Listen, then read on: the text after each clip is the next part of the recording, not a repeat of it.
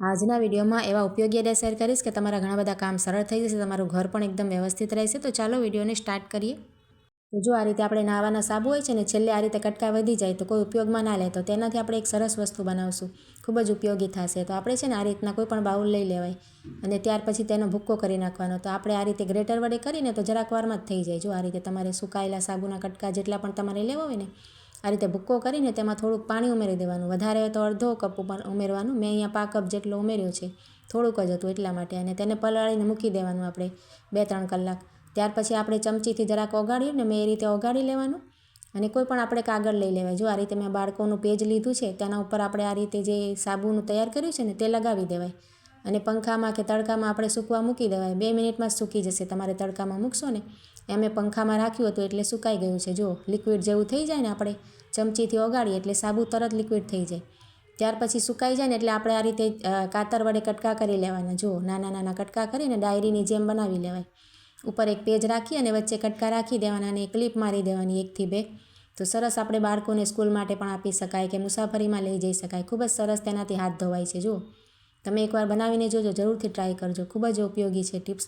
ત્યાર પછી જો આ રીતના જબલા કોથળી હોય ને, પોલિથીન વગેરે કે કોઈ પણ, તો આપણી પાસે ઘરમાં તો ઘણા બધા હોય રસોડામાં, પણ આપણે ક્યારેક અચાનક બહાર જતા રહીએ, કોઈ આપણે રસ્તામાં શાકભાજી લેવાનું યાદ આવે કે પછી કોઈ પણ વસ્તુ આપણને લેવાનું યાદ આવે, તો આપણી પાસે આ કોથળી ના હોય ને ઘરમાં ઘણી બધી પડી હોય, તો તમને છે ને એક સરસ ટિપ્સ બતાવું છું। આપણે છે ને કોથળીને છે ને આ રીતે જો પહેલાં સરસ આ રીતે તેની ઘડી આ રીતે કરી લેવાની, તેમાં આપણે કરચલ ના રહે ને, કરચલી, એ રીતે તેને આ રીતે પાથરી લેવાની અને ત્યાર પછી તેને છે ને વાળી લેવાની। જો આ રીતે ઊભી વાળવાની, સરસ વ્યવસ્થિત રીતે આપણે વાળીએ ને કરચલ વગરની, તો સરસ આપણે તેને આ રીતે વાળી શકાય।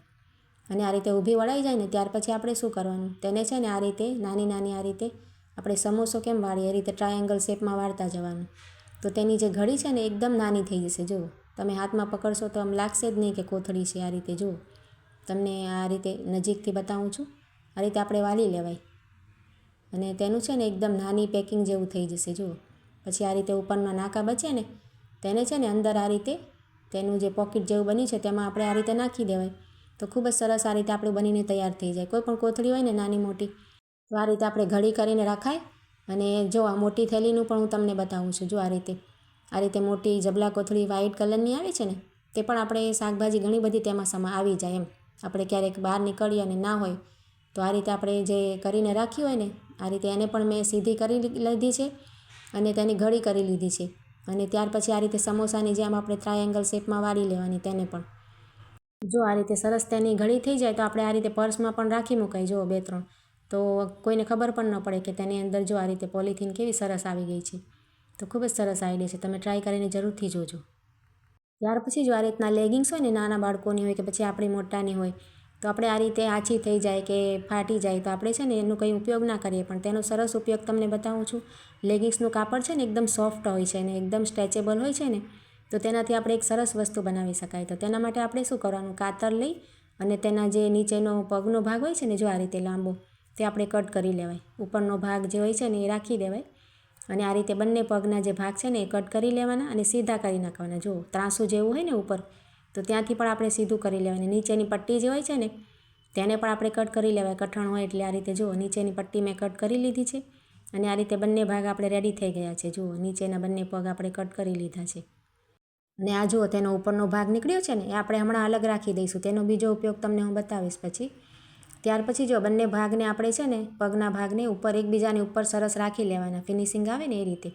અને ત્યાર પછી એક કાતર લઈ અને તેને આ રીતે કટ કરવાનું। જુઓ વિડીયોમાં તમે જોઈ શકો છો ને, એ રીતે આપણે નાની નાની પટ્ટીઓ થોડીક થોડીક આપણે જગ્યા મૂકી અને ઉપરથી પણ થોડુંક મૂકી દેવાનું અને આ રીતે કાપી લેવાનું। જો આ રીતે આપણે બંને જે પાયચા છે ને નીચે પગ, એના આપણે બંનેને આ રીતે તૈયાર કરી લેવાનું। જો આ એક રીતે એક આપણું તૈયાર થઈ ગયું અને આ બીજું પણ તૈયાર થઈ ગયું છે। જુઓ હવે આપણે બંને છે ને આ રીતે એકબીજાની ઉપર રાખી દેવાનું।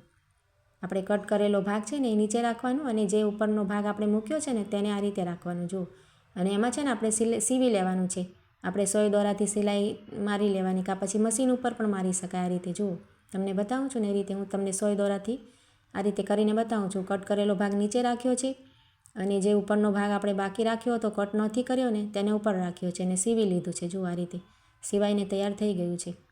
ત્યાર પછી આપણે શું કરશું, કોઈ પણ આ રીતની પાઇપનો કટકો હોય, આપણે પ્લાસ્ટિકની પાઇપ આવે છે ને જે આપણે લાઇટ ફિટિંગ કરતા હોઈએ તે પણ લઈ શકાય. અમારી પાસે લોઢાની પાઇપ છે, જો આ રીતે જૂનવાણી, આમાં કલર મારી દીધો છે. કટાઈ ગઈ હતી ને એટલે મેં ઉપર કલર મારી દીધો છે. તમારી પાસે આ રીતની કોઈ લાકડી હોય ને, લાકડીનો કટકો હોય આ રીતે થોડોક મોટો લેવાય આ રીતે સરસ. તો જો આ રીતે લાકડી હોય છે ને આપણે ઝાપટિયામાં વાપરીએ છીએ તે પણ લઈ શકાય. અને આ રીતે લોઢાની પાઇપ હોય કે પ્લાસ્ટિકની પાઇપ હોય તે પણ આપણે લઈ શકાય, નાની મોટી જેવી પણ તમારે લેવી હોય એવી.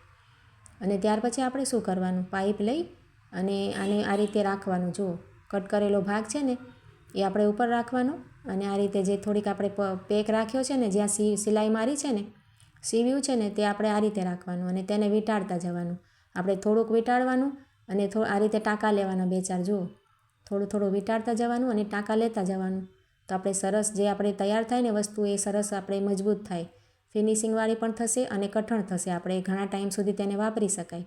ખૂબ જ સરસ વસ્તુ બનીને તૈયાર થશે. તમારા ઘરમાં ઘણા બધા કામમાં તેનો ઉપયોગ થઈ શકશે. જો આ રીતે મેં થોડો થોડો વીંટાળી લીધો છે અને એક એક બે વચ્ચે વચ્ચે ટાંકા પણ લેતી જાઉં છું. જો આ રીતે સોય દોરો આપણે પાસે રખાય તો આ રીતે વીંટાળીને ટાંકા લઈ લેવાના તરત જ.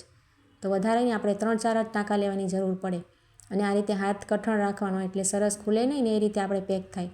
અને આખી જે લાકડી છે ને તેમાં આ રીતે થોડું થોડું વીંટાળતા જવાનું, ગોળ ગોળ આપણે ફેરવતા જવાનું અને થોડી થોડી જગ્યા મૂકીને આ રીતે વીંટાળતા જવાનું અને ટાંકા લેતા જવાનું. જો ખૂબ જ બનાવવાનું સરળ છે, તમારે 2-3 મિનિટમાં જ બનીને તૈયાર થઈ જાય છે અને ખૂબ જ ઉપયોગી બને છે. તમારી પાસે કદાચ લેગિંગ્સ ના હોય તો તમે જે ટી-શર્ટ હોય છે ને બાળકોના કે મોટાના, તેનું કપડું પણ એકદમ નરમ અને સોફ્ટ હોય છે, તો તેનાથી પણ બનાવી શકો. જો તો આખી આપણે વીંટાળીને તૈયાર કરી લીધી છે અને નીચે આપણે આખી વીંટાઈ જાય ને તો સરસ વધારે 3-4 ટાંકા મારી લેવાય તો આપણે સરસ નીચેથી પણ ખુલે નહીં અને ફિનિશિંગ આવે સરસ. તો જો અહીંયા હું નીચેનો ભાગ છે તેમાં સરસ ટાંકા લઈ લઉં છું. તો ખૂબ જ સરસ આ વસ્તુ બનીને તૈયાર થઈ ગઈ છે અને હું તેનો ઉપયોગ પણ તમને બતાવું છું.